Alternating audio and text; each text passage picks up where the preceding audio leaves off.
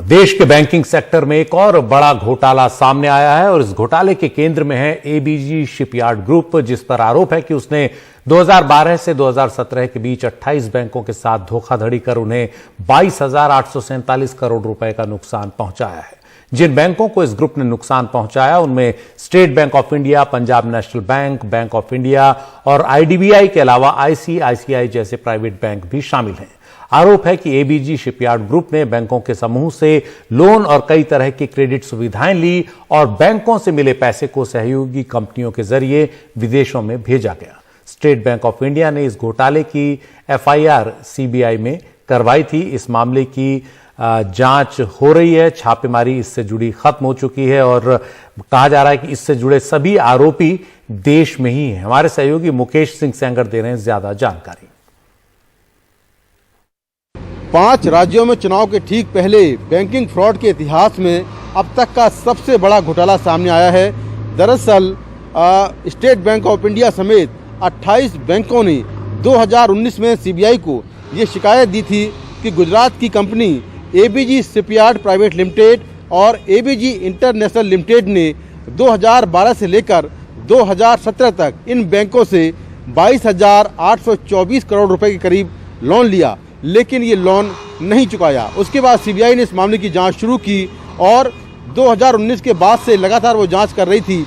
जांच में ये पाया गया कि जो बैंकों के आरोप हैं वो सही है और ये भी पाया गया कि ये सारा पैसा सेल कंपनीज के जरिए या तो देश में कहीं और लगाया गया या फिर विदेश भेजा गया।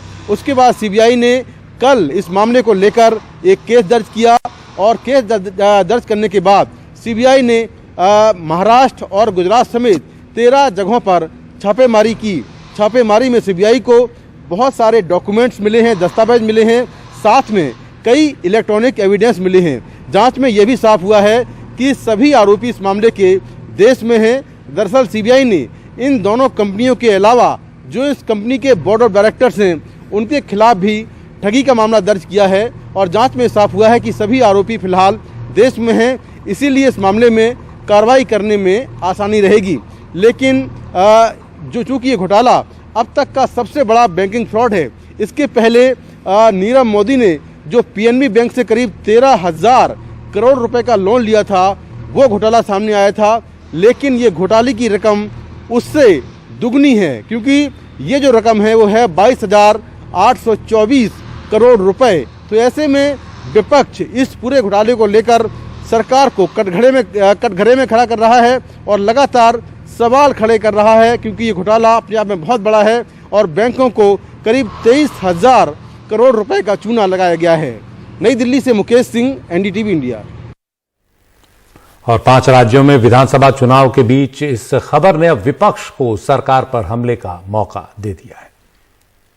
पाकिस्तान का सबसे बड़ा बैंक घोटाला 22,842 करोड़ रुपए का मोदी सरकार की नाक के नीचे और उनकी प्रत्यक्ष और परोक्ष सहमति से घटित हुआ है। पिछले 7.5 साल में मोदी सरकार में 5 लाख और चौंकिए मत 5,35,000 करोड़ रुपए के बैंक फ्रॉड हुए हैं। 28 बैंकों का 22,000 करोड़ रुपया पैसा लेकर के भाग गए और ये पहली बार नहीं भागे हैं। बताओ, जब जब कोई भागा है बैंकों का पैसा लेकर के, तो बताओ कहां का निकला है। ये बैंकों में पैसा किसी और का नहीं है, ये आपका और हमारा बैंकों में पैसा है।